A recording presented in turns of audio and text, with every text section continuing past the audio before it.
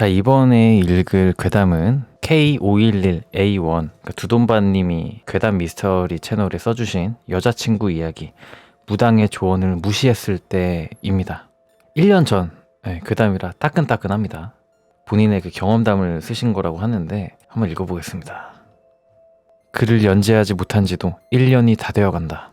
그동안 짬짬이 글을 써보고자 했지만 도무지 글이 손에 잡히지 않았다.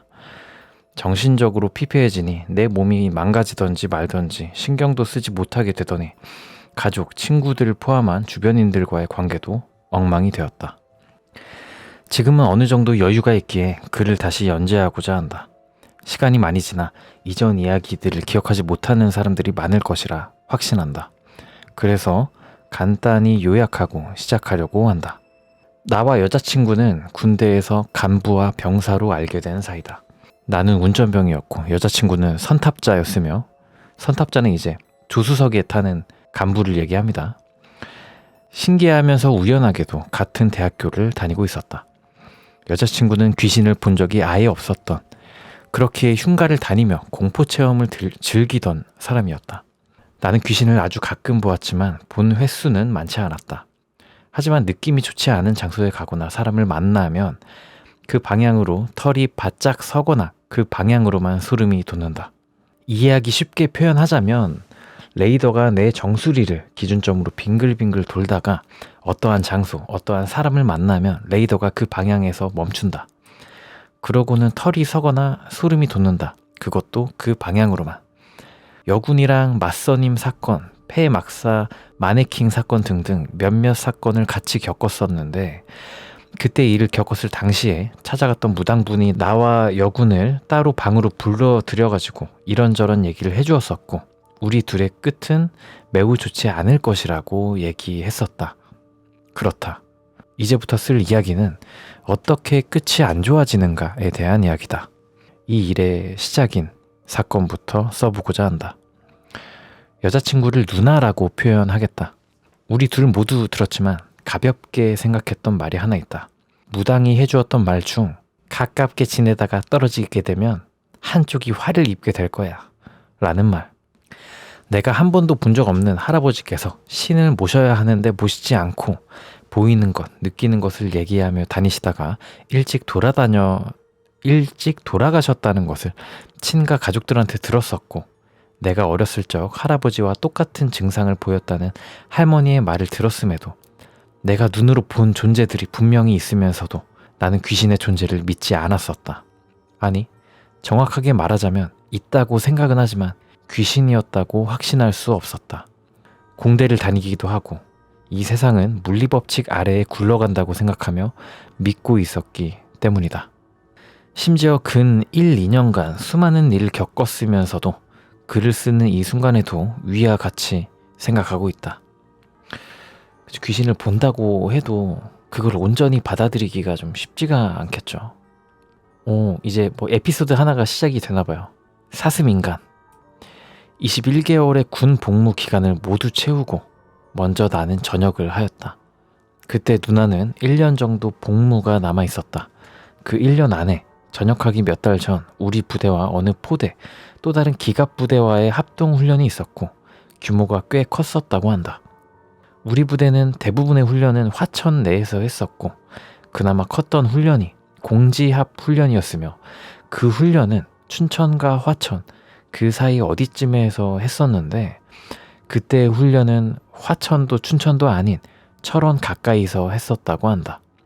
3박 4일의 훈련이었는데 원래 여군은 수경을 하지 않고 숙소에서 잠을 자고 다음날 새벽 일찍 출근하는 것, 이것이 바로 이 여군의 훈련 루틴이었는데, 보병 중대 여군 중사들이 자기들도 수경을 하겠다고 대대장에게 보고하고 승인이 떨어져서 본부 중대 소속의 여군 C 그리고 누나, 아무튼 이 여군들도 같이 수경을 하게 되었다고 한다. 수경은 이제 밖에서 자는 겁니다. 텐트 치고. 여군들끼리 텐트를 배정받고 수경을 하는 도중 야간 훈련에서 발사된 조명탄이 주변 산속으로 떨어져서 진화 작업 명령이 내려졌고, 수경하던 전 병력이 삽을 들고 현장으로 가야 한다는 것이었다. 가장 가까운 주둔지가 우리 부대였기에 누나와 다른 여군들은 잠에서 깨어 출발을 했다고 한다. 비몽사몽하며 앞사람 뒤통수만 보고 가던 중 여군 C가 갑자기 똥이 마렵다며 누나에게 같이 가자고 했고, 카카오톡으로 보고 후 옆으로 빠져나와 따로 산속으로 어느 정도 들어갔다고 했다. 누나는 C에게 어떻게 여기서 볼일을 보냐고, 무섭지 않냐고 했지만 C는 돌아가다가 바지에 지리는 게 더 큰 공포라고 대답하며 야산에서 볼일을 봤다고 했다. 잠시 후 C가 휴지와 물티슈가 없다며 텐트에서 가져오라고 말했고, 여군 중 막내였던 누나는 다시 텐트 쪽으로 걸어갔다고 했다. 물병과 휴지, 물티슈를 챙긴 후에 다시 C에게 도착하여 전해주었고, 뒤처리를 한 후 둘이 현장으로 출발했다. 이걸 안 챙겨가? 이미 본대와는 멀리 떨어져 있었고 출발한다고 카톡 보고 후에 가고 있는데, 얼마나 걸었을까? 자기들이 걷고 있는 오솔길 위에 어떤 책 모자를 쓴 아주머니 한 분이 산을 걷고 있는 걸 C가 먼저 보았다. C는 이 새벽에 산길을 후레쉬 하나 없이 여자 혼자 걷고 있다고 누나에게 말해주었고, 누나도 C가 말해준 방향을 보니 정말로 누군가가 산을 걷고 있는 걸 보았다고 했다. 사람이 아니어도 무섭지만 사람이라면 큰일이기에 누나는 들고 있던 후레쉬를 비출까 말까 고민을 했다.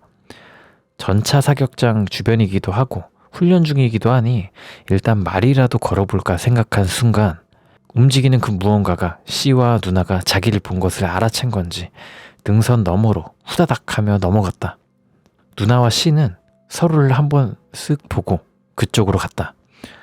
능선 위 조금 큰 바위 위에 올라 주변을 둘러보니 듬성듬성 난 나무들 사이로 대략 300m 앞에 후레쉬를 든 사람이 여럿 보였고, 자신들의 주변을 비추며 둘러보니 아까 그 아줌마는 보이지 않았다고 했다. 후레쉬 쪽으로 빨리 가자는 겁에 질려 떨고 있는 C의 말에 따라 바위 위에서 내려와 다시 오솔길로 내려가려는 그때에 조금 떨어진 곳에서 바스락하는 소리가 들렸다. 흠칫 놀라 불빛을 비추어 보니 나무들 사이로 기괴한 무언가가 보였다고 했다. 네 발을 딛고 서 있는 사람의 얼굴을 한 사슴, 정확히는 사람이 사슴의 자세를 따라하고 있었다고 했다. 두 발과 팔꿈치를 땅에 딛고 있었고, 두 손목은 관자놀이쯤에 딱 붙인 채 손바닥을 펴고 손가락은 살짝 구부린 여자의 얼굴이 나무들 사이로 자기들을 쳐다보고 있었다고 한다. 이렇게 하고 땅에 붙여가지고 이러고 있었던 거. 누나는 너무 놀라 소리도 지르지 못하고 몸도 굳어 움직이지도 못했다. C가 진행하려는 쪽을 비추지 않자 C는 야, 안 비추고 뭐해? 라고 말을 하며 누나 쪽으로 다시 왔고, 누나가 바라보는 곳을 C도 쓱 보고는 땡땡아 뭐해? 무서워, 빨리 가자 라고 말을 하며 누나를 살짝 잡아당겼다고 했다. C는 못 보고 누나만 본 것이다. 그때 그 사슴 인간이 손바닥 한 개를 내리고 누나를 보면서 손가락을 입에 가져다 댔다. 조용히 하라는 제스처. C가 한 번 더 당기자 놓을 뻔한 정신줄을 부여잡고 C보다 앞장서서 아무 말 없이 후레쉬가 모여있는 곳으로 가던 도중 A에게 전화가 와서 너네 오는 거 보이는데 진화 작업 다 끝났으니 오지 말고 먼저 텐트로 돌아가도 될 것 같다는 말을 들었어도 다시 되돌아가면 아까 그 위치에서 사슴인간이 자기를 내려다볼 것 같아 빨리 텐트 가서 쉬자는 C의 말도 거절하며 무조건 A, B 중사님이랑 갈 것이라며 떼를 썼다고 했다. 본 대열에 합류하여 주둔지로 복귀하면서 자신에게 계속해서 꽂히는 사슴인간의 시선을 느꼈다. 텐트에 도착하여 A, B가 C에게 왜 이렇게 늦게 왔냐, 심심해 죽는 줄 알았다며 이런저런 이야기를 하는데, C가 어떤 아주머니가 책모자를 쓰고 산을 걸어가는 걸 봐서 땡땡이랑 따라가 봤는데 사라지고 없더라. 근데 땡땡이가 뭔가를 분명히 본 것 같다. 땡땡이가 너무 굳어있다. 이렇게 얘기를 했고 A, B, C의 집요한 추궁에 본 것을 말했다.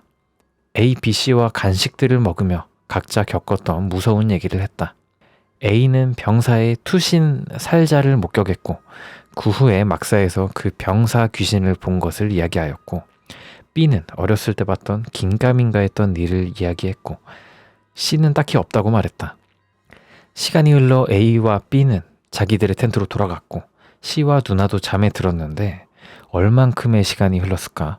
텐트 밖에서 인기척이 느껴져 잠에서 깨어 인기척이 느껴지는 곳을 쳐다보니 아까 그 사슴인간의 실루엣이 텐트 밖에 서 있었다. 다만 아까와 다른 점은 머리 옆에 두었던 나머지 손바닥 한 개도 입으로 가져다 대었고 텐트 밖에서 말하지 말랬지 말하지 말랬지 말하지 말랬지 말하지 말랬지 말하지 말랬지 말하지 말랬지 말하지 말랬지 말하지 말랬지 이 말을 계속 중얼중얼 거렸다고 했다. 텍스트로 표현해서 잘 전달이 안 되는데 맨 처음에 들리는 건 왜 우리 어렸을 적에 다들 한 번씩 들어본 소리, 카세트 테이프를 빨리 감거나 되감을 때처럼 음절이 엉겨붙어 도무지 알아들을 수 없는 문장처럼 들렸는데 계속 듣다 보니 말하지 말랬지를 반복했다고 한다. 꿈일 거야, 꿈일 거야 생각하며 머리맡에 있는 방탄에 머리를 세게 박았는데 어찌나 아프던지 눈물이 핑 돌았다고 했다. 그럼에도 불구하고 저 소리는 계속 밖에서 들렸고 머리를 박는 순간 머리도 핑 돌더니 바로 잠에 들었다.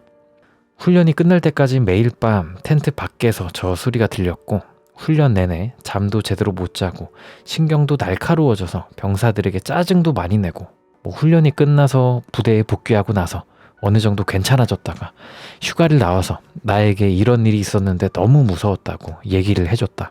그때 나는 부대에서는 안 그런다니 다행이네 이러고 넘겼고 무당의 조언은 꿈에도 생각지 못했었다.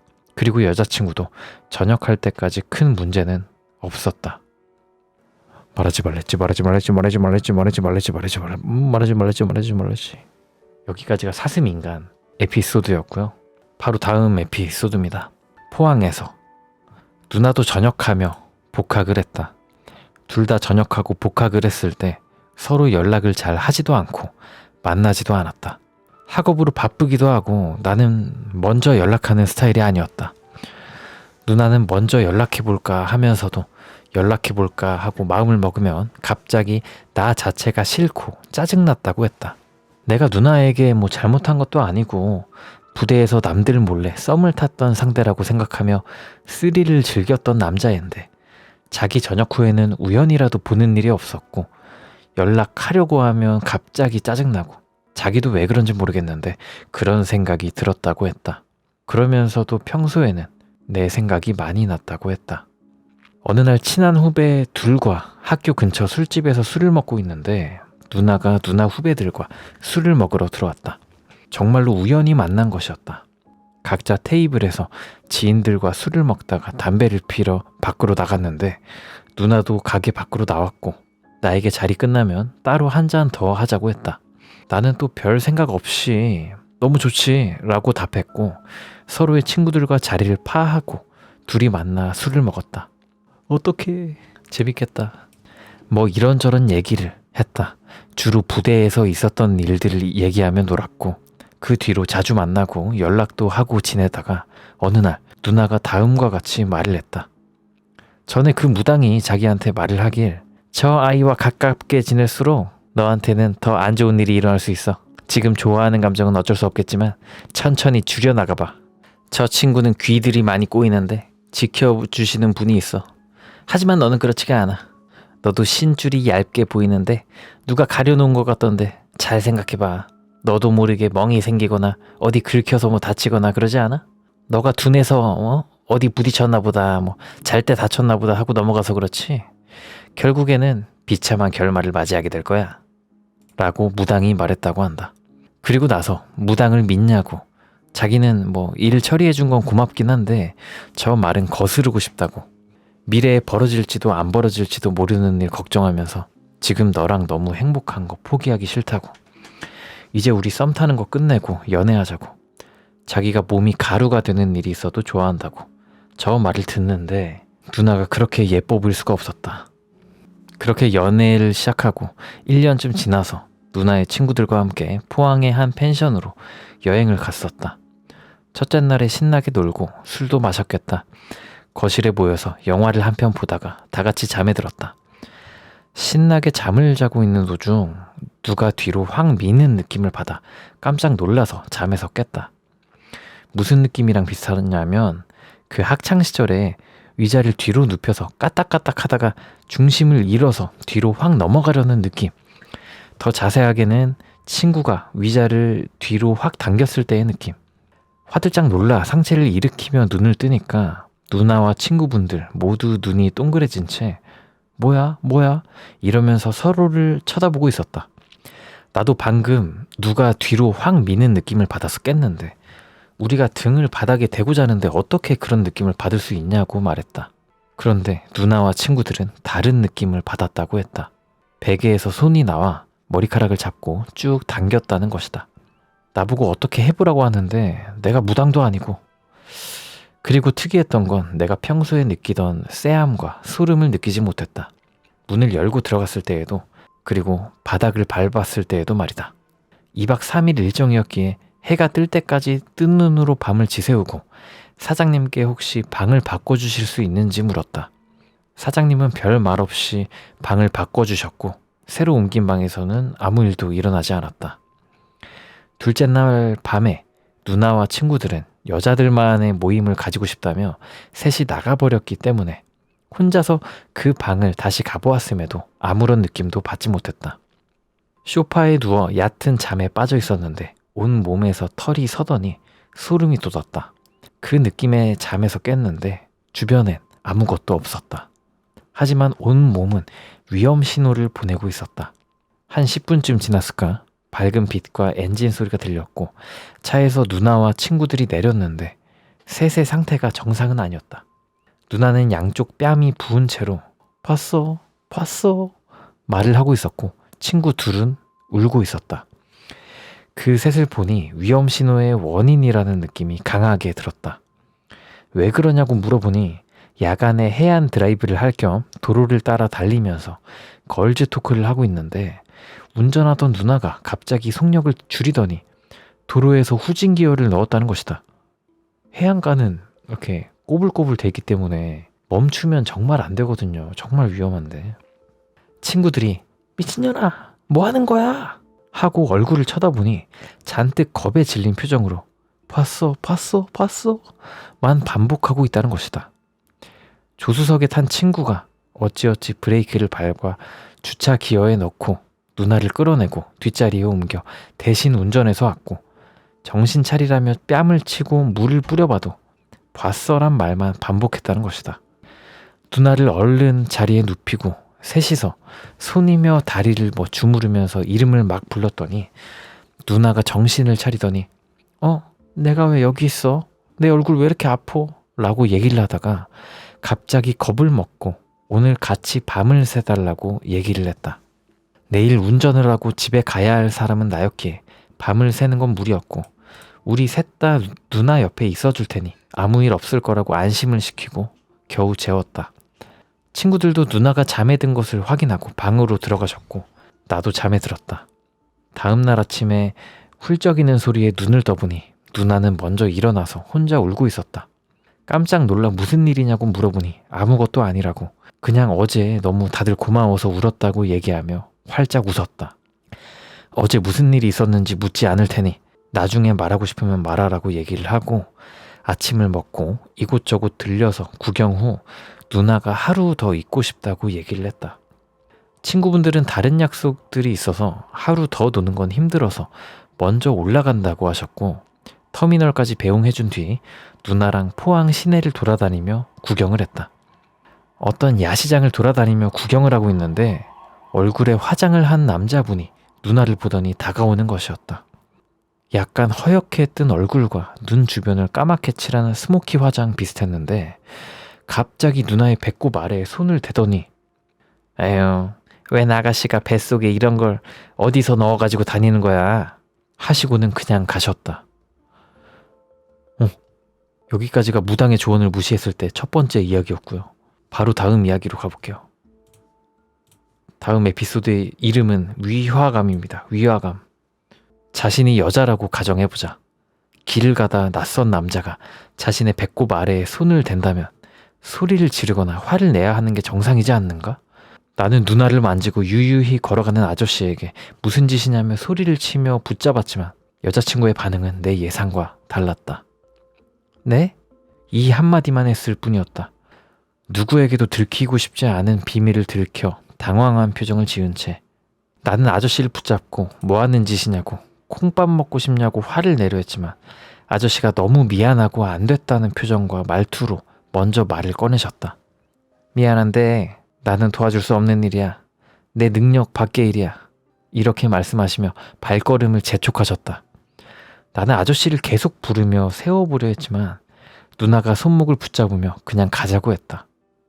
아저씨의 말이 너무 찜찜하여 호텔에 들어가기 전 테스트기를 몇 개 샀고 다음날 아침 테스트를 해보았지만 모두 한 줄이었다.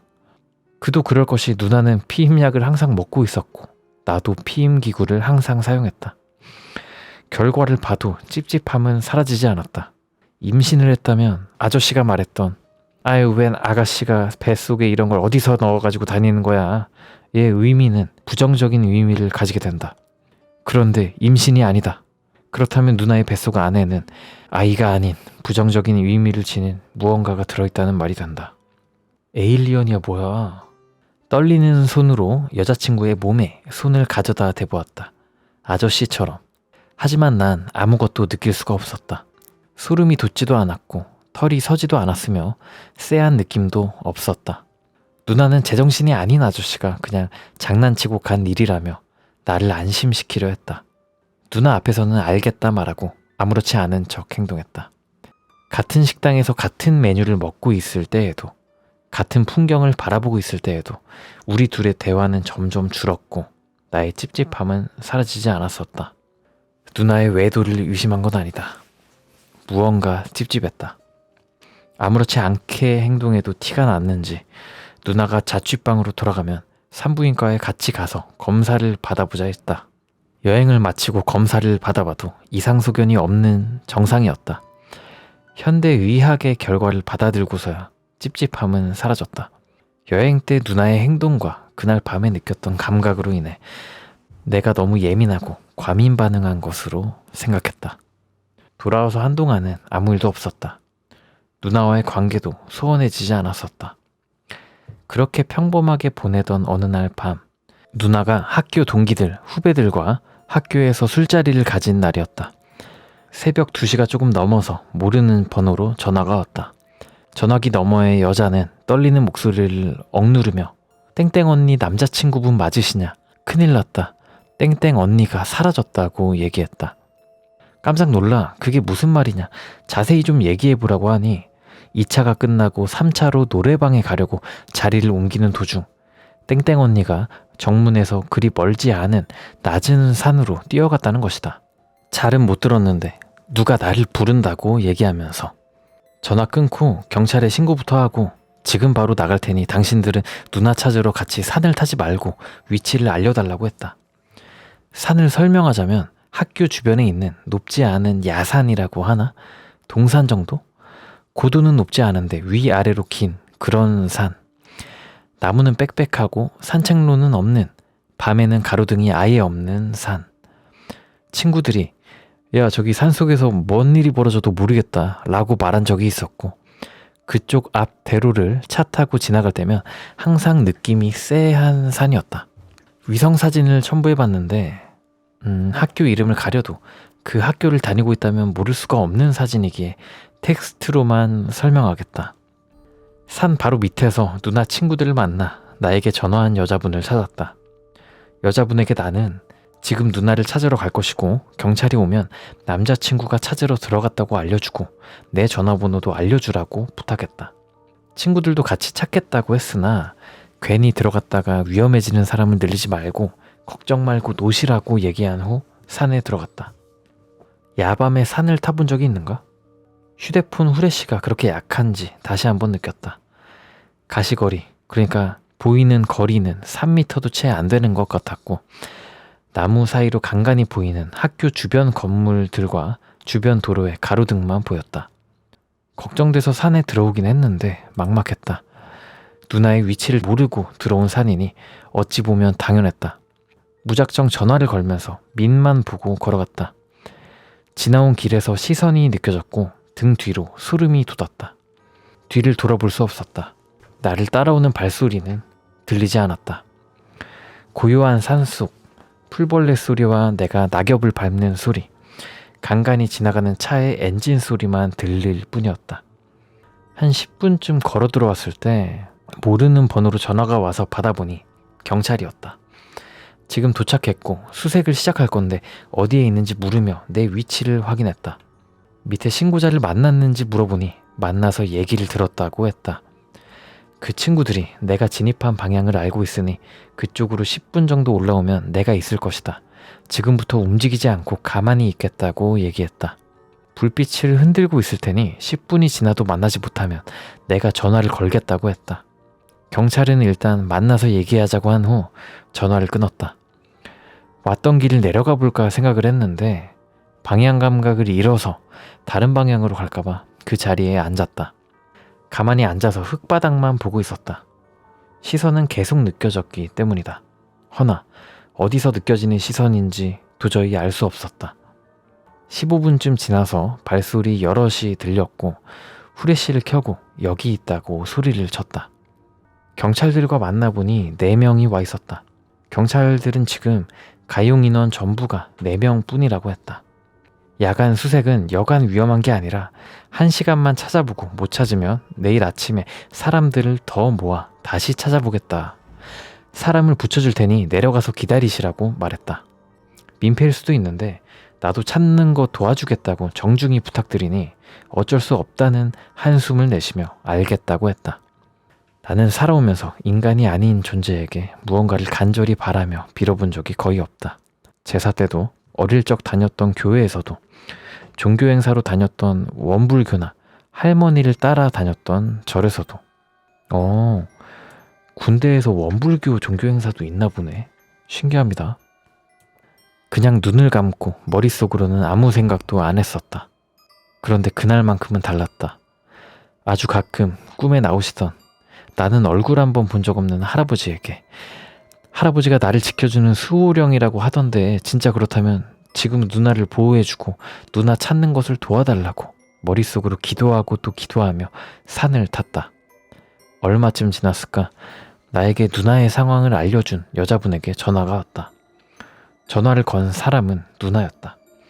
누나는 울고 있었고 자기가 왜 산에 있었는지 기억이 안 나는데 누가 부르는 소리에 정신을 차려보니 산속이었고 주변을 둘러보니 아무도 없어서 불빛 쪽으로 무작정 달려 내려와 보니 친구들이 기다리고 있었다고 했다. 나도 내려갈 테니 걱정 말고 기다리고 있으라고 얘기 후 끊으니 경찰분들도 통화 내용을 들었는지 잘 됐다며 다행이라고 이제 내려가자고 얘기했다. 그렇게 왔던 길을 다시 내려오니 누나 신발은 온데간데 없고 여기저기 상처투성이 흙투성이었다. 경찰은 누나에게 술을 얌전히 먹고 앞으로 이러지 말라고 얘기를 하고 떠났고 누나 친구들에게 늦은 시간까지 걱정해주고 기다려줘서 고맙다고 다음에 밥이라도 한 끼 사드리겠다고 얘기를 한 후 나도 누나를 데리고 방으로 들어왔다. 옛날부터 할머니께서 나에게 신신당부하신 말씀이 있다. 상대방이 누구든 간에 상대방이 먼저 얘기하기 전에 속마음을 읽으려 하지도 말고 들으려 하지도 말라고. 되게 좋은 말씀이다. 그리고 상대방의 미래가 보여도 얘기해주지 말라고. 할머니는 어려운 용어를 많이 쓰셨는데 우리가 알기 쉽게 풀어 설명을 하자면 신기가 있다고 전부 무업, 그러니까 무당일을 할 운명은 아니고 신줄이 없는 사람들 중에도 신기가 뛰어난 사람들이 있다. 그런 사람들이 친구, 지인들에게 흔히 말하는 반무당짓을 하다가 잡귀가 씌어 갑자기 무당이 되는 경우도 많고 느그 할배가 그랬듯이 하늘에 정해진 운명을 바꿔보려다가 큰일 나는 사람들도 많으니 조심하라고. 무슨 의미인지는 몰랐으나 할머니가 저 말씀을 하실 때면 진지하셨기에 그렇게 살아왔었다. 누나를 씻기고 약을 발라주었을 때도 누나는 멍해 있었다. 그때 누나의 눈을 보는 순간 할머니가 무슨 말씀을 하셨었는지 왜 그런 말씀을 해주셨는지 깨달았다. 지금 내 눈앞에 있는 누나는 내가 알던 누나가 아니다. 동공이 완전히 풀려 짱구의 눈을 보는 것 같았고 누나는 나와 눈동자를 맞추고 있음에도 불구하고 내 주변을 바라보고 있었다. 평소에 내가 알던 그 사람이 방금 전까지 울면서 전화했던 누나가 아니었다.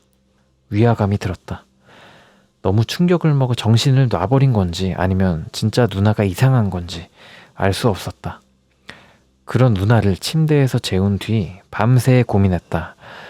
어디서부터 단추가 잘못 끼워졌을까? 혼자 고민을 해도 답은 나오지 않았고 나도 모르게 스르르 잠이 들었다. 얼마쯤 지났을까? 훌쩍이는 소리에 잠에서 깨어보니 그때처럼 누나는 혼자 눈물을 훔치고 있었다. 말없이 안아주니 친구들한테 나한테도 너무 고맙고 미안하고 술을 많이 마실 때마다 민폐만 끼치는 것 같다고 얘기하며 울었다. 누구나 그럴 수 있는 거라며 다독이며 밥을 먹이고 방으로 돌려보냈다. 나도 수업을 마치고 어제 나에게 연락을 줬던 그 번호로 전화를 걸어 잠깐 시간 좀 내어줄 수 있냐고 물었다.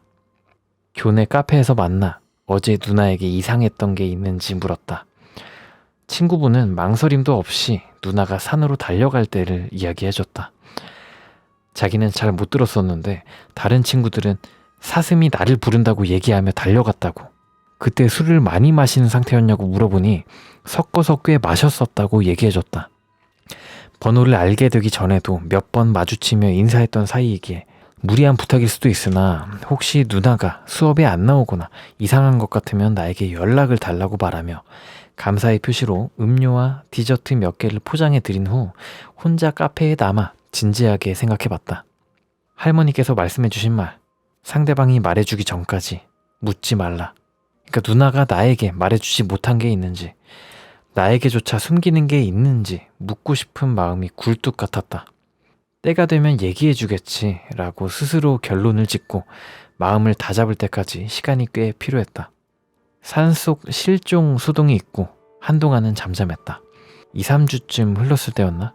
그 친구분에게 연락이 왔다. 언니가 수업에 안 나온 지 며칠이 되었는데 혹시 무슨 일이 있는 건지 얘기해 주실 수 있냐고.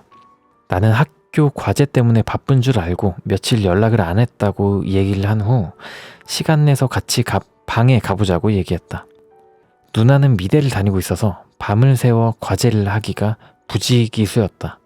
공대랑 미대 건물이 거의 반대편에 있어 교내에서 마주치기도 어려웠고 그 시즌에 학술 발표 세미나에 필요한 논문과 포스터를 전공 교수와 같이 준비하고 있어서 나도 바빴었다.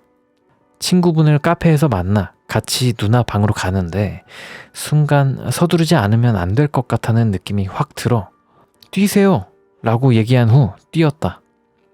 누나의 방 앞에 도착해 비밀번호를 누르는데 삐비빅 소리만 나고 불빛이 들어오지 않았다. 몇 번을 시도해도 삐비빅 소리만 나고 꺼지니까 친구분이 아마 안 잠겨 있는 것 같다고 알려주었다. 적막과 긴장 속에서 눈을 한번 마주친 후 문고리를 돌려보니 문이 열렸다. 문을 열자마자 나는 놀라서 심장을 부여잡고 주저앉았다. 너무 놀라니까 비명도 안 나오고 다리가 풀렸다. 보지 말고 문 앞에 서 있으라고 얘기하며 문을 닫았다. 누나의 모습은 기괴했다. 입안에 쌀을 가득 담은 채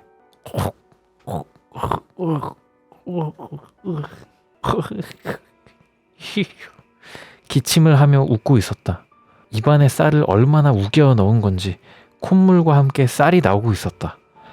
눈은 풀려 있었는데 웃는 눈매에 입꼬리도 살짝 올라가 있어 아주 기괴했다. 아는 사람을 보고 불쾌한 골짜기가 느껴진다고 해야 하나? 정신 차리라고 말하며 흔들어도 기침하며 웃기를 반복했다. 뺨이라도 쳐야 하나 싶었는데 누나를 보니 차마 때릴 수가 없었다.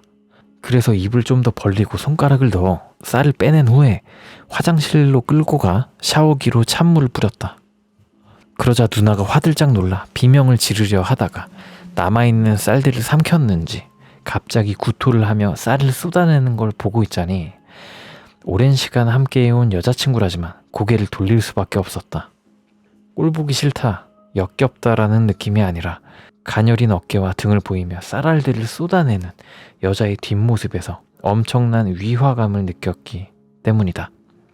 구토를 하는 누나를 뒤로 한 채 문을 재빨리 열고 닫아 친구분에게 누나가 많이 아파서 그런 것 같다고 좀 괜찮아지면 연락 주라고 할게요 라고 말하며 돌려보냈다.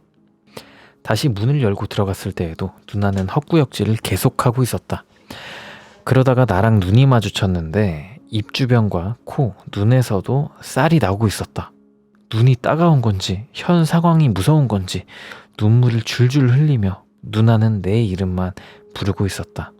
태어나서 119에 전화해보긴 처음이라 주소를 말하고 여자친구가 눈, 코, 입에서 쌀을 쏟는다고 얘기하니까 구급대원이 당황했는지 예? 쌀을 쏟는다고요? 뭐라고요? 쌀을 쏟는다고요? 몇 번을 물었다. 그냥 앰뷸런스 좀 불러주세요. 상황이 많이 안 좋은 것 같아요. 라고 떨리는 목소리로 말을 하니 알겠다고 했다. 누나에게 다가가 등을 두드려주며 품에 안았는데 나도 눈물이 났다. 왠지 모르게 무당의 말처럼 나 때문에 누나가 고통받는 것 같았다. 그 와중에도 누나는 헛구역질을 계속하고 있었기에 병원 갈 거니까 옷이라도 깨끗한 거 입자고 얘기해주고 다시 한번 씻기고 속옷부터 양말까지 전부 새 옷으로 입혔다. 옷을 다 입을 때까지 구역질을 참았는지 마지막으로 상의를 입히자마자 바닥에 그대로 구토를 했는데 쌀을 꽤 많이 쏟아냈는데도 불구하고 쌀이 계속 나왔다.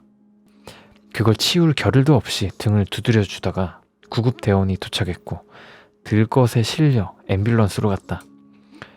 들것에 실려가는 도중에도 누나는 계속 헛구역질과 구토를 했다. 옷에 묻히기 싫은 건지 민폐라도 끼치기 싫은 건지 고개를 들것 밖으로 내밀어 구역질을 하는 걸 보니 가슴이 아려왔다. 평소에 모기 한 마리 못 잡을 정도로 연약한 사람이었는데 입에서 생쌀이 나오는 걸 보고 들고 가던 사람도 흠칫했는지 들것이 한번 흔들렸다. 앰뷸런스에서도 구역질을 계속했는데 나중에는 피가 묻은 쌀을 뱉었다. 응급실에 도착해서 나는 대기실로 쫓겨났고 누나는 안에서 이것저것 당하는 것 같더니 괜찮아졌는지 침대에 실려서 병실을 배정받았고 나도 잠깐 얼굴을 보러 갔다. 눈은 부어있고 목이 많이 상했는지 말도 못하는 누나가 나를 보더니 또 주르륵 하면서 눈물을 흘리는 걸 보고 이제 괜찮다며 위로를 해주니 간호사가 나를 잠깐 호출했다. 결제 비용과 주의점, 퇴근 시기? 퇴실 얘기하는 건가? 퇴원? 아무튼 퇴원 시기를 알려주어 계산을 하고 병실로 왔다. 누나는 많이 힘들었는지 그새 잠에 들었다. 그날도 간이 침대에 누워 잠에 들지 못했다. 다음날 퇴원을 하면서 누나와 잠깐 눈을 맞췄는데 나는 물어보고 싶은 게 있는데 참는 눈을 했고 누나는 말할 것이 있는데 말할 수 없는 눈을 했었다. 그때는 이 일로 끝인 줄 알았는데 이게 시작이었다. 두 번째 이야기였고요. 이제 여자친구 이야기, 무당의 조언을 무시했을 때 세 번째 이야기입니다. 에피소드 이름은 악몽. 퇴원하는 길에 누나에게 며칠간 무슨 일이 있었는지 물어봤다. 누나는 아무 말 없는 미소로 답변을 대신했다. 답답했지만 나도 누나가 해결해 줄 수 없는 고민에 빠져 있을 때 침묵으로 대답을 한 적이 있기에 그리고 할머니의 신신당부도 있었기에 같은 미소로 답했다.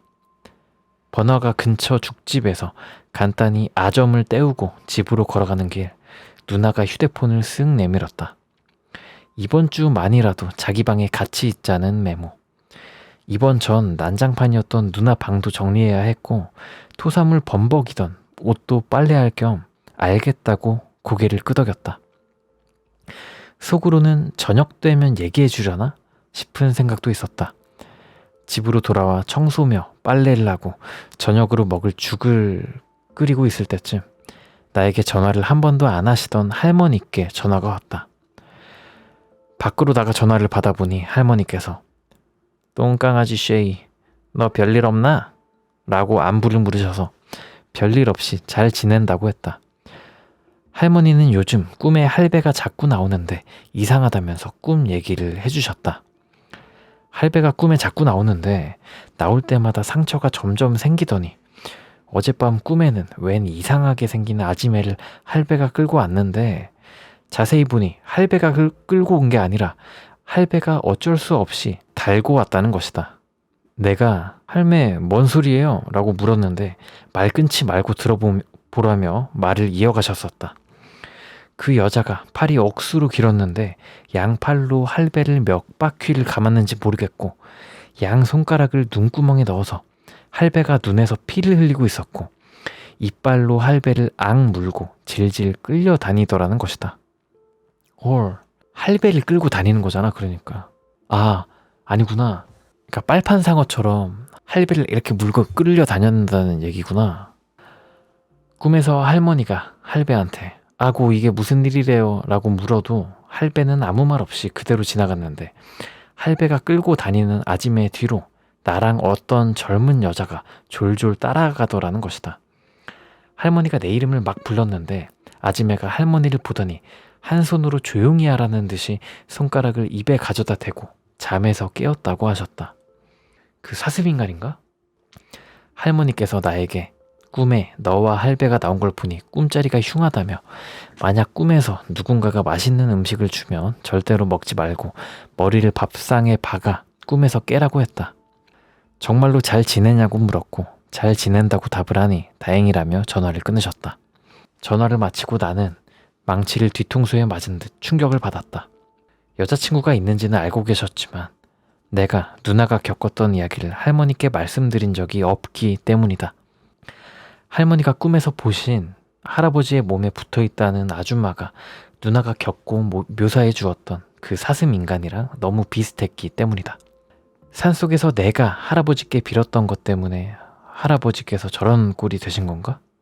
이게 진짜로 가능한 일인가? 라는 생각에 잠겨 멍하니 있는데 건물 안에서 날카로운 비명소리가 들려 후딱 끄고 누나 방으로 뛰어갔다.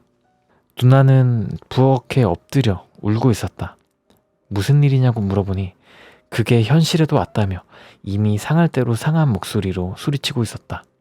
조금 진정되었을 때 누나가 이야기해 준 건 죽을 젓고 있는데 문득 시선이 느껴져서 창문을 바라보니 웬 물체가 창문 밖에 서 있었고 비명을 지르고 눈을 마주친 것 같은 느낌이 들자 그 물체가 휙 하고 사라졌다는 것이다. 창문을 열어 밖을 보고 아무것도 없다며 스트레스를 많이 받아서 헛것을 본 것이니 너무 겁먹지 말라고 다독여줬지만 누나의 상태가 점점 안 좋아지는 것을 느꼈다. 누나의 집은 3층이었다. 사람이 절대 창문 밖으로 내부를 볼 수 없었다. 저녁을 먹이고 빨래를 널고 누나를 먼저 재웠다. 누나가 잘 때 악몽을 꾸는지 왜 항상 먼저 깨어서 울고 있는지 관찰해 보고 싶었다. 새벽 3시쯤이었나? 누나가 끙끙거리며 몸을 뒤척이길래 누나를 유심히 관찰하니 인상을 찡그리고 있었다. 몸을 흔들어 봤지만 깨지 않아서 아기를 재우듯이 등을 계속 토닥여줬다. 만난 지 4년이 돼가던 때였고 그동안 누나는 내가 살짝만 움직여도 깨던 잠귀가 밝은 사람이었는데 이름을 조용히 불러봐도 흔들어봐도 깨지 않았었다. 날이 점점 밝고 누나가 화들짝 놀라며 깨자 나도 놀랐다. 밤을 새워 피곤에 쩔어있는 나를 보고 누나가 놀라며 밤을 새웠냐고 물었고 누나가 잠은 잘 자는지 걱정돼서 지켜보고 있었다고 했다. 누나는 눈물을 글썽이며 왜 자기를 안 깨워줬냐고 말했다. 몇 번이나 흔들고 이름을 불러도 깨지 않았다고 얘기를 해주었더니 자기가 요즘 겪는 일들에 대해 말해주었다. 포항에서의 둘째 날 친구들을 태우고 운전을 하며 있었던 일. 왼쪽은 낭떠러지 밑 바닷가였고 오른쪽은 산이었다. 친구들을 태우고 드라이브를 하던 중 몇 분을 달려도 도로에 차가 자기들밖에 없길래 상향등을 켜고 달리는데 저 멀리 해안가 쪽 가드레일에 무언가 서 있길래 속도를 천천히 줄이니 그때 봤던 사슴인간이 도로 안으로 들어왔다고 한다. 당황한 누나가 속도를 점점 줄여 차가 멈춰 섰을 때 그 여자랑 눈이 제대로 마주쳤는데 40, 50대로 보이는 아줌마가 무표정으로 자기를 쳐다보았다고 했다. 사슴인간이 뿔을 표현하고 있던 팔을 내리고 팔로 섰고 이게 이러고 있다가 팔을 이렇게 쭉 펴가지고 이제 엎드려 뻗쳐 자세로 이렇게 있었다는 거죠. 아무튼 사슴인간이 뿔을 표현하고 있던 팔을 내리고 팔로 섰고 팔로 서니 앞유리로는 땅을 짚고 있는 팔만 보였고 그 팔로 점점 차 쪽으로 걸어왔다고 했다. 눈이 마주치자 자신을 봤다는 공포감에 젖어 나를 봤다고 혼잣말을 하며 후진기어를 넣으려는 순간 그 아줌마가 걸어오던 한 손을 쭉 뻗어 창문으로 손을 넣더니 자기의 뺨을 만졌고 그 뒤로 정신을 잃고 눈을 떠보니 숙소였고 뺨이 불같이 아팠다고 했다. 숙소에서 겨우 진정하고 헛것을 봤구나라고 생각하며 잠을 들었는데 그날 밤 꿈에 아까와 비슷한 상황이 다시 펼쳐졌다고 했다. 왼쪽은 낭떠러지 및 해안가, 오른쪽은 산인 도로에 자기가 하염없이 걷고 있는데 앞에 다시 사슴폼을 한 아줌마가 서 있었고 자기한테 말을 거는 느낌을 받았다고 했다. 아줌마의 입은 가만히 있는데 머릿속에서 소리가 들렸고 그 소리는 텐트 안에서 들었던 것과 마찬가지로 너무 빨리 말해서 알아듣지 못했는데 계속해서 듣다 보니 그때 말했던 말하지 말랬지 이거였고 자기가 그걸 이해하자 두 팔로 다시 섰는데 눈을 마주치려면 고개를 꽤 젖혀야 할 정도로 컸다고 했다. 아줌마는 무표정으로 말없이 자기를 쳐다보더니 갑자기 다리 사이로 피를 폭포처럼 쏟았다고 했다. 생리혈이 이제 막 쏟아진 그런 느낌이네요. 피를 계속 싸더니 피들이 뭉쳐서 어떠한 형상들을 만들었는데 처음 만들어진 두 개의 형상은 우리가 역사책에서 보는 한복 같은 것을 입은 사람들이었고 두 번째로 만들어진 세 개의 형상은 장군복을 입은 남자들 셋이었고 세 번째로 만들어진 한 개의 형상은 피에 젖은 알몸의 여자였는데 여자의 전신 여기저기에서 하나 둘 눈을 뜨더니 수백 수천 개가 되는 눈알이 사람이라면 도저히 따라할 수 없는 속도로 눈알을 상하 좌우로 막 움직이다가 동시에 자신을 바라보는데 그것들과 눈이 마주친 순간 그 여자도 다리 사이에서 피를 쏟더니 아기를 하나 낳더라는 것이다. 아기를 낳자 한복을 입은 사람들 둘이 아기를 받고 누나에게 걸어오면 뭐라고 말하는데 누나가 뒷걸음질을 치려고 하자 장군복을 입은 남자들 셋이 누나의 양팔을 잡고 한 명은 누나의 다리를 잡았다. 한복을 입은 사람들이 가까워짐에 따라 그들이 무슨 말을 하는지 들을 수 있었는데 신을 받으시옵소서, 신을 받으시옵소서, 신을 받으시옵소서 이렇게 3번을 말하고 누나의 다리 사이로 아기를 넣으려고 했다는 것이다. 그 느낌이 너무 이상해서 다리를 오므릴수록 장군복을 입은 사람이 다리를 더 세게 벌리는데 그때 맞은편 차도로 내가 어떤 할아버지 또 다른 존재랑 걸어오는 것을 보았다고 했다. 할아버지 뒤에 큰 칼을 차는 무사 같은 사람이 또 따라오고 있었다고 했다. 누나가 내 이름을 부르려고 하자 두 팔로 서 있는 아줌마, 수천 개의 눈을 가진 여자, 한복을 입은 사람들이 손가락을 입에 가져다 대었고 팔을 잡고 있던 장군복을 입은 사람들이 누나의 입을 막았다고 했다. 몸에 힘이 슬슬 빠지자 아이가 누나의 몸속으로 들어오는 느낌을 받았고 꿈에서 깨었다고 했다. 그날 아침 일찍 잠에서 깼는데 기분이 너무 더럽기도 하고 꿈속에서 자기를 알아보지 못한 내가 밉기도 하고 무섭기도 하고 그래서 울었다고 했다. 내가 깨서 왜 우냐고 물었을 때 이러한 꿈을 꾸었다고 얘기하려는 순간 자기가 여군 A, B, C한테 말한 뒤 텐트에 찾아온 것, 나에게 말하고 나서 포항에서 본 것, 꿈속에서 나와 말하려던 자신의 입을 막은 것이 떠올라 그냥 고마워서 울었다고 했다. 왠지 포항에 하루 더 있고 싶다는 생각이 들었고 그로 인해 야시장에서 화장을 한 남자를 만났을 때 그 남자와 누나가 눈을 마주치자마자 남자가 누나에게 다가와서 배꼽 아래에 손을 대자마자 뱃속에 이런 걸 왜 넣어 다니냐고 했을 때 진짜로 내 뱃속에 그 아이가 들어온 건가? 라는 생각 반, 그걸 어떻게 알았을까? 라는 생각 반에 당황하여 어버버했고 어떻게 해야 하는지 알려달라고 바지가랑이라도 잡고 싶었는데 내가 아저씨랑 실랑이를 할 때 아저씨도 어떻게 할 수 없다는 말을 듣고 크게 좌절했다고 한다. 아저씨의 말을 들은 나는 하루 종일 뚱해 있었고 자기도 말하고 싶은 마음이 굴뚝 같았지만 너무 두려워서 혹시 몰라 병원 검진을 제안했고 정상 소견을 받았을 때에는 그나마 한시름을 놓았다고 했다. 한동안 아무런 꿈도 꾸지 않고 자기도 서서히 잊어가고 있던 때에 친구들과 술자리가 있어 술을 마시다가 술 기운도 있고 잠이 와서 턱을 괴고 눈을 감은 것까지는 기억이 나는데 어떤 노인이 자기를 부르는 소리에 눈을 떠보니 웬 나무가 우거진 숲속 한가운데였고, 덜컥 겁을 먹고 주위를 둘러보니 훈련 때와 마찬가지로 저 멀리 나무들 사이로 사슴인간이 자기를 쳐다보고 있어 사슴인간의 반대편으로 무작정 뛰기 시작했다고 했다. 그때 저 멀리 웬 할아버지가 산을 터덜터덜 걸으며 내려가는 것을 보았고 따라가야겠다는 생각이 들어 온 힘을 다해 뛰었는데, 자신은 뛰고 있고 할아버지는 걷고 있는데 거리는 좁혀지지 않았다고 했다. 달리다가 넘어져 신발이 벗겨졌는데 신발을 찾으려 주변을 둘러보다가 여전히 자기를 쳐다보고 있는 사슴 인간을 다시 보고는 신겨있던 발 한쪽의 신발도 벗어 던지고 양말 째로 다시 달렸더니 할아버지는 온데간데 없고 불빛들이 나무 사이로 보여 그쪽으로 달려왔더니 같이 술을 먹은 친구들을 만났다고 했다. 또 쌀을 먹었을 때에는 무슨 일이 있었는지 얘기를 해주는데, 과제를 하다가 피곤하여 낮잠을 잤다고 한다.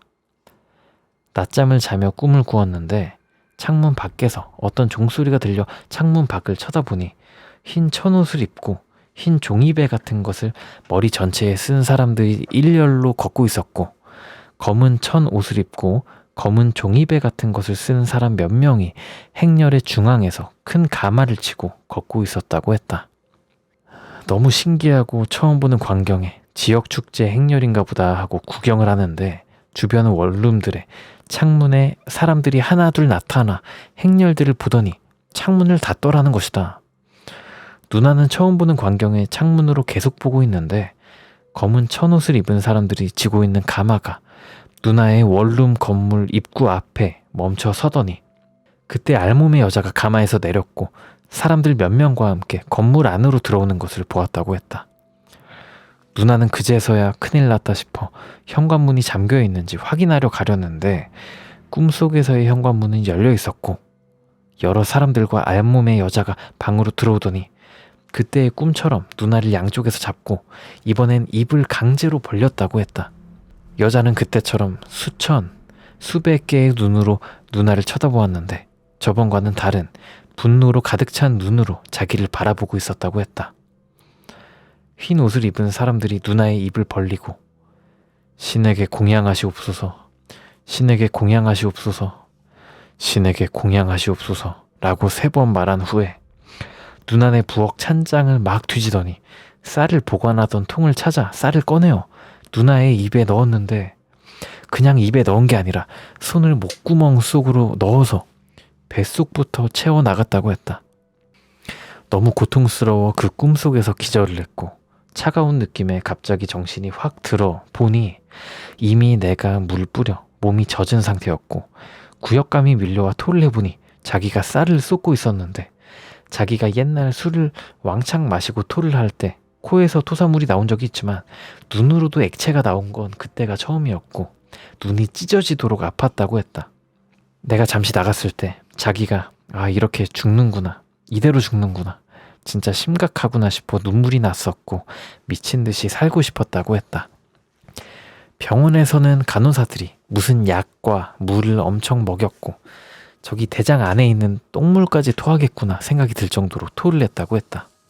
아까 창문으로 봤을 때에는 이게 현실인지 꿈인 건지 이제는 구분도 못하겠고 현실인 걸 확실히 아는데도 눈에 보였던 게 진짜로 실제 하는 건지 아니면 자기가 이상한 건지 모르겠으며 그게 무서워서 참고 말을 안 하고 있으면 더 큰 일을 당하겠다 싶기도 하고 말 안 해도 무섭고 말해도 무서우면 그냥 말해버리고 싶어서 이렇게 얘기해 주는 것이라고 했다. 그 얘기를 다 듣고 머리가 깨질 듯이 아팠다. 담배 한 대만 피우고 오겠다고 얘기를 하니 같이 가자고 했다. 누나는 담배 냄새를 너무 싫어해서 누나랑 같이 있는 날 전, 중, 후로는 담배를 안 피는데 얘기를 들은 그날은 너무 답답하기도 하고 담배가 땡겼다. 담배 한 대만 피고 오겠다고 하자 잠깐이라도 혼자 있기 싫다며 따라 나왔다. 침묵 속에서 줄담배를 피우고 있으니 누나가 넌지시 물었다. 얘기 듣고 자기랑 연애하는 거 힘드냐고. 그동안 뒷바라지하는 거 많이 힘들지 않았냐. 너 힘들면 차버려도 되니까 자기 때문에 고통받지 말란다. 오늘 수업 다녀와서 정신과 예약해 볼 거라고.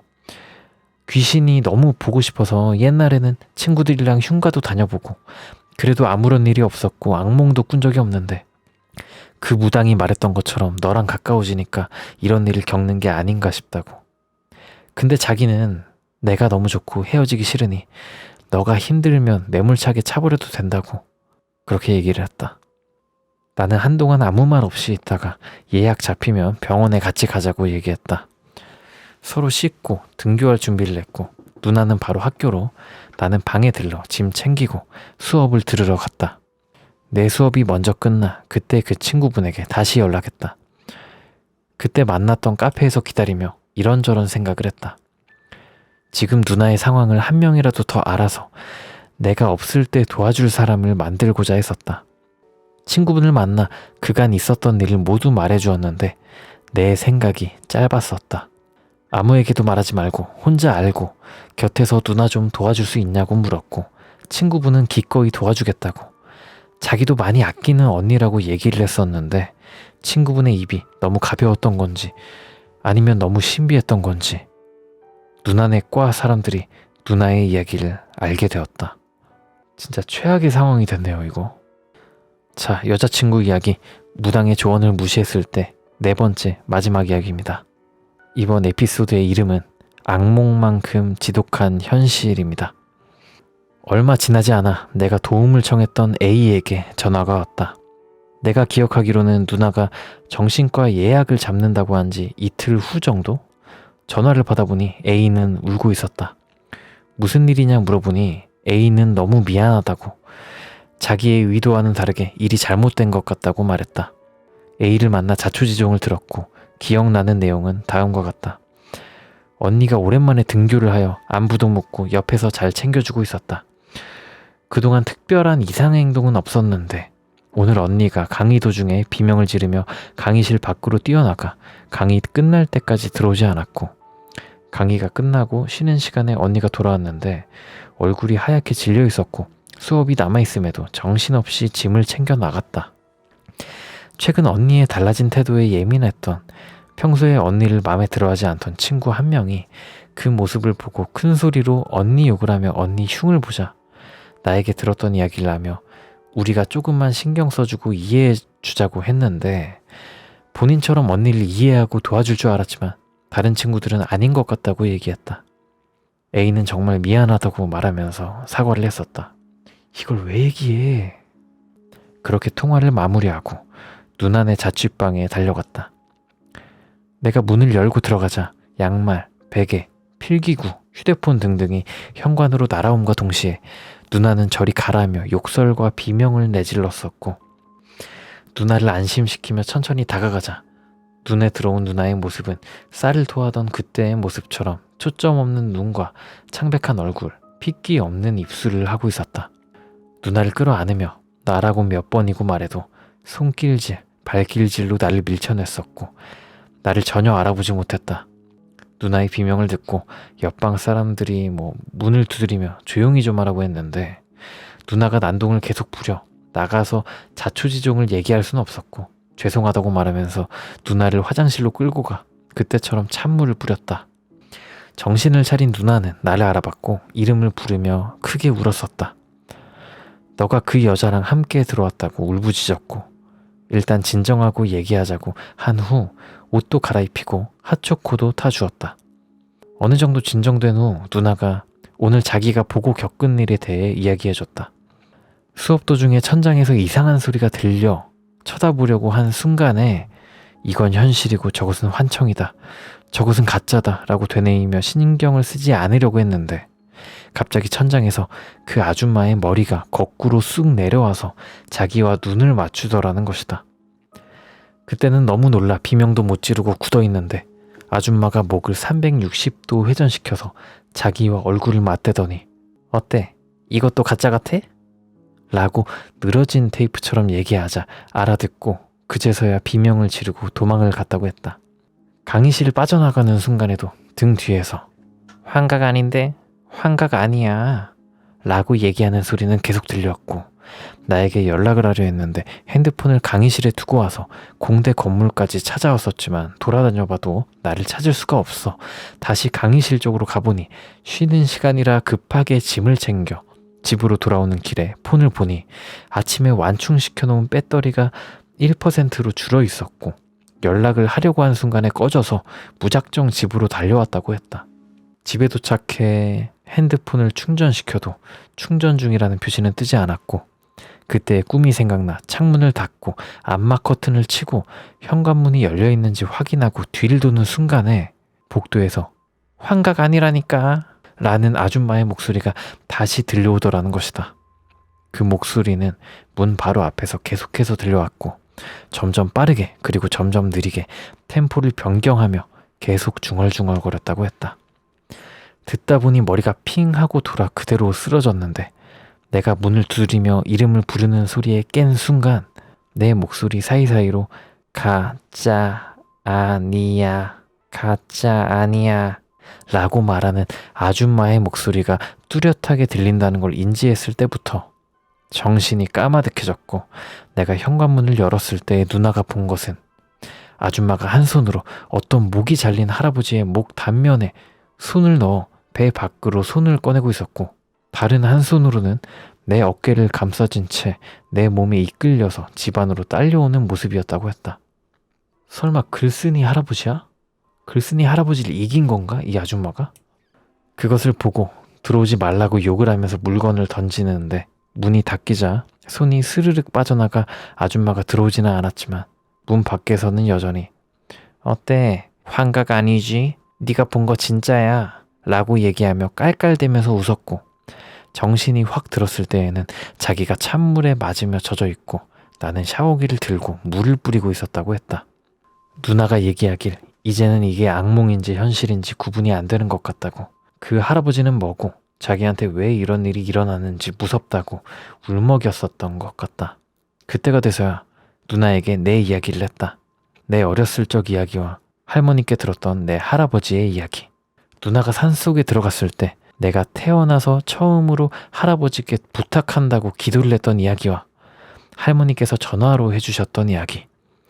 누나에게 이야기를 해주며 한 가지를 물었다. 그 아줌마와 관련된 것들을 제외하고 다른 존재들은 보이는지. 누나는 본 적이 없다고 얘기했다. 누나에게 짐을 싸서 내 방에서 같이 지내자고 제안을 했고 둘이서 몸에 지닐 수 있는 최대한의 짐을 챙겨서 내 방으로 돌아왔다. 내 방으로 와 간단하게 저녁을 챙겨 먹고 정신과 예약을 잡았냐고 물어보니 2주 후에 잡았다고 했었고 적어도 2주 정도는 같이 지내야겠다고 얘기를 하니 조금 안심이 되는 듯 옅은 미소를 보였다. 누나의 핸드폰을 보니 고장이 났는지 여전히 충전이 되지 않았고 A에게 들었던 이야기를 누나에게 전해주었다. 누나는 사과하고 잘 지내도록 노력해봐야지 라고 다시 한번 미소를 보였는데 그 미소 속에서 슬픔을 봤던 기억이 있다. 그리고 며칠간 누나가 아줌마를 보는 일은 없었다. 하지만 학교에서 A를 제외한 친구들이 자기를 피하고 교수님들도 이상한 학생으로 취급해서 누나는 점점 힘들어했다.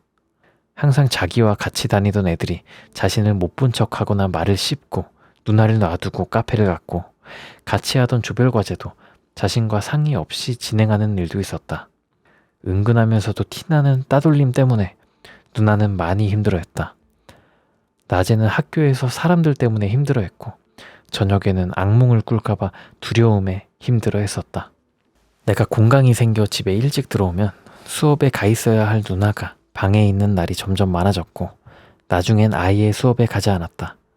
그렇게 지내며 정신과 예약을 며칠 앞둔 날 밤 자고 있는데 고양이 울음소리가 들리더니 잠에서 깼다. 나는 잠귀가 어두운 편이라 이어폰을 꽂고 노래를 들으며 잠을 자도 잘 깨지 않았는데 그날은 이상하게 고양이 울음소리가 크게 들렸다. 눈을 떠보니 고양이 소리가 창 밖이 아니라 방 안에서 들리고 있었다. 고양이를 키우지 않는데 왜 고양이 소리가 들리지? 유튜브 자동재생에서 나오는 건가? 라고 생각하며 몸을 일으키려고 하니 몸이 움직이질 않았다. 누나를 불러보려 했지만 목소리도 나오질 않았다. 가위에 눌렸던 것이다. 두 번째로 겪는 가위였기에 크게 당황하지는 않았었고 가위에서 깨려고 집중하려는데 고양이 소리가 또 들려왔다. 소리의 정체가 문득 궁금하여 눈을 돌려보니 침대 밑 바닥에서 무언가가 기어다니고 있었다.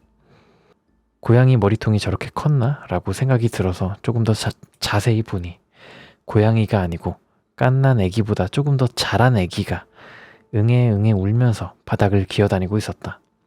고양이 울음소리가 아니고 애기 울음소리였구나. 쟤는 왜 갑자기 나타난 거지? 라고 생각을 하면서 몸에 힘이나 줘서 가위나 깨자라고 생각을 하면서 몸에 힘을 주는데 내 발밑에 있는 책상 밑에서 어떠한 시선이 느껴졌다. 저건 또 뭐야? 하면서 눈을 굴려서 그곳을 보니 누나가 책상 아래에서 나를 보면서 팔을 활짝 벌렸다. 그런데 이상한 것은 내 주변 시로 침대에 누워있는 누나가 보였다. 내 시야 안에 누나가 2명이 있던 것이다.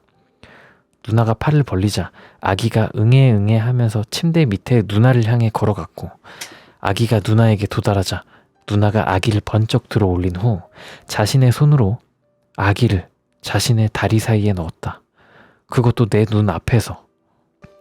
침대 밑에 누나를 인지한 순간에 몸에 힘을 주는 것도 잊은 채 나도 모르게 불가항력적으로 그 장면을 지켜볼 수밖에 없었다. 왜 그때 다른 곳을 보거나 힘을 줘서 깨야겠다라는 생각을 하지 못했는지 아직도 잘 모르겠다. 그냥 아무 생각 없이 그 광경을 지켜봤었다. 아기를 자신의 다리 사이로 넣은 누나는 자고 있는 누나를 보고 한번 씩 웃더니 그대로 누나의 위로 누웠다. 침대 위에 누나와 책상 아래에 누나가 겹쳐서 한 몸이 되는 순간에 자동적으로 가위에서 풀렸다. 눈도 감지 않은 채 그대로 일어나서 이게 꿈인가 진짜인가 생각을 하다가 저 애기가 그때 포항에서 만난 그 아저씨가 말한 그거구나라는 생각이 번뜩 들었다. 일단 궁금하던 게 하나 해결됐다 생각하고 꿈이라면 꿈에서 깨려고 뺨을 세게 때렸는데 번쩍 하더니 정신이 확 들고 뺨이 아팠었다. 내가 내 뺨을 때리는 소리에 누나도 놀라서 깼다. 누나한테 이상한 꿈 같은 거 꾸지 않았냐고 물어보니 무언가 되게 기분 나쁜 일이 있었는데 기억이 나질 않는다고 얘기를 했다. 누나는 피곤했는지 금세 잠이 들었고 나는 꼬리에 꼬리를 무는 생각에 잠겨 밤을 새웠다. 날이 밝아왔고 잠들어 있는 누나를 뒤로 한 채 집을 나와 강의를 듣고 집에 돌아오니 누나가 요리를 하고 있었다. 누나를 한번 안아주고 거실로 들어와서 옷을 갈아입으며 누나에게 오늘 저녁 메뉴가 뭔지 물어봤는데 누나가 알아듣기 힘든 발음으로 뭐라 말했다. 부엌이랑 거실은 걸어서 4걸음 정도로 엄청 가까웠고 그 둘을 구분하는 여닫이 문도 열려 있었고 대나무 젓가락으로 프라이팬을 뒤적거리는 소리, 야채를 볶는 소리도 구분할 수 있을 만큼 소리가 들리는데 누나가 하는 말이 뭔지 알아들을 수 없을 정도로 발음이 뭉개져서 들렸다. 뭐라고? 얘기하면서 부엌으로 가 누나를 보니 한 손으로 프라이팬 손잡이를 잡고 다른 손으로 야채를 볶으면서 무표정으로 나를 쳐다보고 있었다. 그런데 표정 자체가 멍해 있었고 초점도 내 눈이 아닌 허공을 바라보고 있었으며 동공이 크게 열려 있었다. 이상해서 누나! 라고 크게 불렀더니 그 누나가 그 자세 그대로 일본어로 막 뭐라 말했다. 나는 일본어를 전혀 할 줄 몰라서 못 알아들었다. 그런데 더 문제인 것은 누나도 일본어를 전혀 할 줄 모른다는 것이다. 그런데 누나는 아주 유창한 일본 발음으로 뭐라 하면서 여전히 멍한 채로 내 쪽을 보고 있었다. 당황하다가 정신줄을 겨우 부여잡고 일단 누나의 손에서 프라이팬과 젓가락을 떼놓았다. 시선은 여전히 내가 들어왔던 거실 쪽을 보고 있었다. 몸에 힘을 크게 주지는 않았는지 손은 금방금방 펴졌다. 가스불도 끄고 누나를 불러보니 누나는 여전히 거실을 바라보면서 나니? 이 말을 했다. 뭐지? 란 뜻이죠. 나니? 일본어를 전혀 할 줄 모르는 사람이 일본어로 대답하면서 멍하게 허공을 쳐다보고 있으니 누나가 이상의 현상을 보였을 때와는 전혀 다른 공포를 느꼈다. 그대로 누나를 업어 침대에 눕히고 몸을 주무르면서 누나를 여러 번 불렀다. 한창 주무르고 있는데 일본어로 막 뭐라 하다가 잠잠해졌다. 누나를 불러도 눈을 감고 가만히 있다가 갑자기 눈을 번쩍 뜨더니 시골 할매가 움직일 때 낼 만한 아이고 소리를 내더니 진짜 할머니 말투한 목소리로 다리 좀 주물러줘 이러는 것이다. 누나라고 부르지 않고 누나의 이름을 불러보니 할머니의 목소리로 땡땡이 차 그러니 다리나 좀 주물러줘. 다리 좀 주물러주면 내가 불러다 줄게. 이런 경험은 처음이었고 아까 느꼈던 공포감이 극대화되어서 할머니 소리로 얘기하는 누나를 보면서 뒷걸음질로 주방을 거쳐 현관으로 나왔다. 현관문이 닫히기 직전에도 할머니 목소리로 호로 자식 할머니가 주물러 달랬는데 모르는 척하고 막 이런 말을 하는데 이게 지금 내가 꿈을 꾸고 있는 건가 진짜인가 헷갈리기 시작했다. 문 밖에서 똥 마려운 강아지 마냥 안절부절하면서 친할머니한테 전화를 했지만 받지 않으셨다. 용기를 내어 문을 열고 들어가니 여전히 할머니 목소리로 이놈 자식아 몸 좀 주물러 달라니까 어딜 갔다 와 이렇게 말을 하는 것이다. 그렇게 몸을 주무르다 보니 이제 됐다며 땡땡이를 불러준다고 얘기했다. 그 소리를 듣고 누나의 얼굴을 보면서 계속 팔 다리를 주무르고 있는데 누나가 눈을 뜨고 나를 보다니 분명 자기가 요리 중이었는데 왜 내가 여기에 누워있어? 라고 얘기하면서 방금 이상한 꿈을 꾸었는데 내가 일본인이 돼서 일본인 머리와 옷을 입고 목조 건물들 사이를 지나가는 꿈을 꾸었고 목조 건물 중 한 건물이 마음에 들어서 문을 열고 들어가는 순간에 갑자기 자기 온몸이 쑤셔서 건물 안에 있는 의자에 앉아서 쉬다가 주변을 둘러보니 거울이 하나 있었고 거울에 비친 내 모습을 보니 내가 폭삭 늙은 건지 노인이 되어 있더라.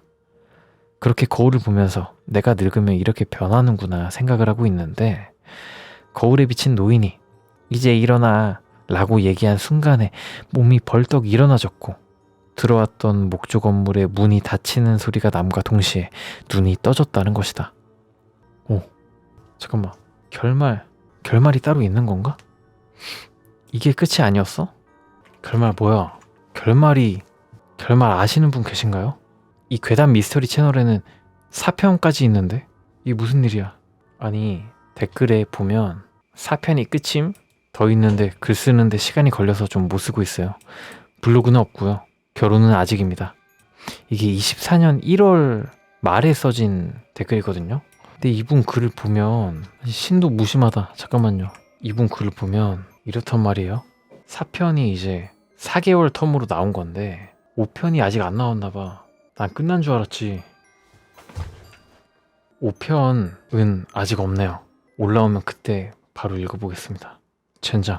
아무튼 여기까지가 여자친구 이야기 무당의 조언을 무시했을 때 4편이었고요. 진짜 어떻게 될까요? 좀 답이 없는 상태인데 할아버지도 약간 당하신 것 같기도 하고 이 그 귀신이 되게 강하고 약간 외국의 일본 할머니도 이제 끌어들였고 약간 다중인격 같기도 하고 이분이 좀 삶이 고단하시다 보니까 여기까지 쓰신 것 같은데 약간 지붕킥 결말이라고요? 아우씨. 아무튼 또 이분의 썰이 몇 개가 더 써져 있긴 해요. 이걸 좀 읽을 거긴 합니다.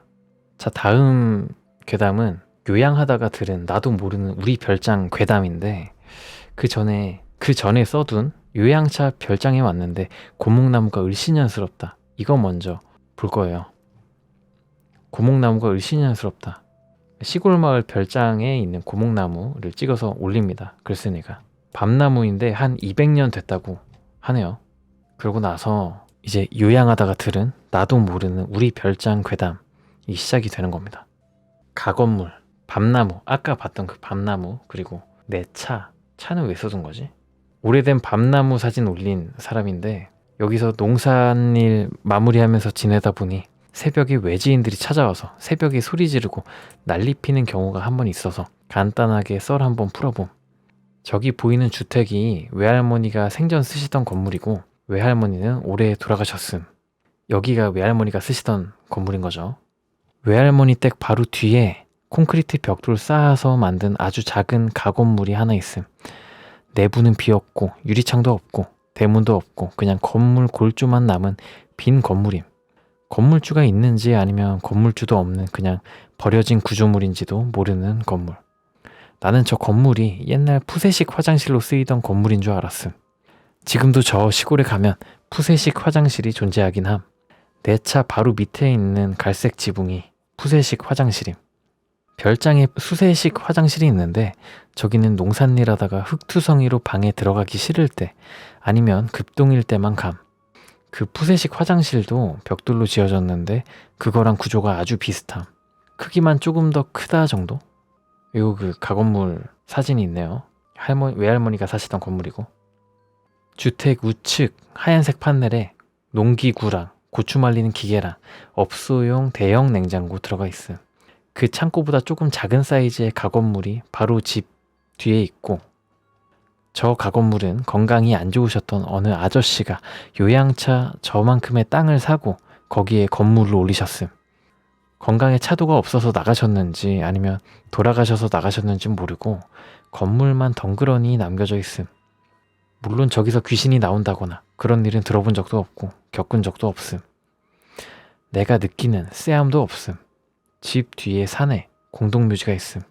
관리가 안 되는 공동묘지는 아니고 어떤 가문에서 저 산을 산 다음에 거기에 어르신들이랑 조상님들 묘지를 다 이장해 와서 공원처럼 예쁘게 조성해 놓음.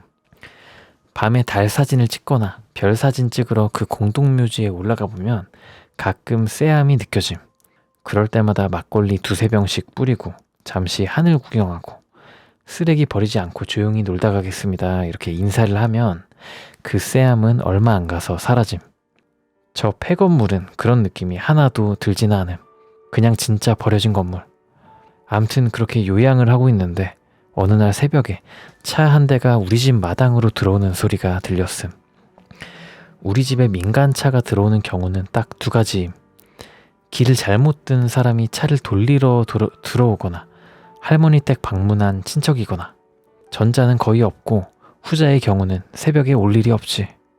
할머니 댁에서 모이는 일은 돌아가시고는 없어졌고 일이 있으면 다음날 아침 일찍 오시거나 낮에 오시거나 하니까. 새벽에 차가 들어오는 소리가 나고 차문이 닫히는 소리가 나고 남녀 몇 명이서 두런두런 거리는 소리가 났었음. 옆집 가족인데 차 주차할 공간이 없어서 울집 마당에 댔나 보다 생각하고 자던 잠을 마저 자려 했는데 시간이 얼마나 지났을까? 집 뒤에서 연불 비슷한 경문이라고 하나? 제사 지낼 때 뭐 읊는 그런 비슷한 소리가 났고 잠시 후에 깨악 거리는 소리랑 덜그럭 소리 등등 별 지랄 쇼를 하더라. 그제서야 주변인이 아니구나 싶어서 집 안에 있는 마늘 빻는 방망이 쥐고 밖으로 나갔었음. 별장 창고 뒤에서 남녀 몇 명이서 담배를 피고 있길래 여기서 뭐 하시는 거냐고, 여기 사람 사는 집인데 새벽에 와서 민폐를 끼치면 어떡하냐고 물었는데 내 인기척에 또 화들짝 놀라면서 지들끼리 비명 지르고 난리 났었음. 동네 노인분들 깨니까 조용히 좀 하라고 얘기하고 어떻게 오셨냐고 하니까 어디 폐가 체험 동아리에서 왔다고 함. 우리 집은 폐가가 아닌데요, 잘못 찾아오신 거 아닙니까? 라고 얘기하니까 주소를 쭉 부르는데 우리 할머니 댁 주소가 맞음. 요 마당에 차 세워져 있는 거 뻔히 보였을 텐데 말이 되는 소리예요? 라고 하니까 그 차도 체험하러 온 차인 줄 알았다고 함. 여자분 중 한 명이 화장실 좀 쓸 수 있냐고 물어보길래 저기 푸세식 있으니까 저기 가서 볼일 보시라 했는데 도저히 못 가겠다고 해서 집 안으로 들여보냈음. 다들 볼일 보는 사이에 커피라도 한 잔 끓여서 대접하고 자세히 좀 얘기해달라 했었음. 그러니까 하는 말이 이 집 말고 집 바로 뒤에 가건물이 동아리 카페에서 봤던 건물이고 거기에 귀신이 자주 나온다고 해서 찾아왔다고. 나보고 혹시 동아리 카페 활동하시냐고 물어보더라고. 아니라고 하니까 그 그룹에서 인터넷 게시글을 하나 보여줬는데 누가 우리 집 마당까지 와서 그 가건물 사진을 찍은 게 몇 장 있더라고. 글 하나에 사진이 여러 개 있는 것이 아니라 글 하나에 사진 한 장씩 낮, 밤 상관없이 찍은 사진이 여러 개였음. 그거 보니까 조금 섬찟하더라. 외할머니 돌아가시고 나서 내가 요양 오기 전에는 거의 빈 건물이었는데 누군지도 모르는 사람이 집 마당까지 들어와서 사진을 찍고 나간 거니까. 그러고서 그 집에 대해서 자기들이 아는 정보를 얘기를 해준 건데 뭐 어느 가족이 귀농을 했는데 동네 사람들이 뭐 따돌려서 자살을 했고 그 가족 귀신들이 동네 사람들을 괴롭혀서 동네 사람들이 하나둘씩 떠났다더라.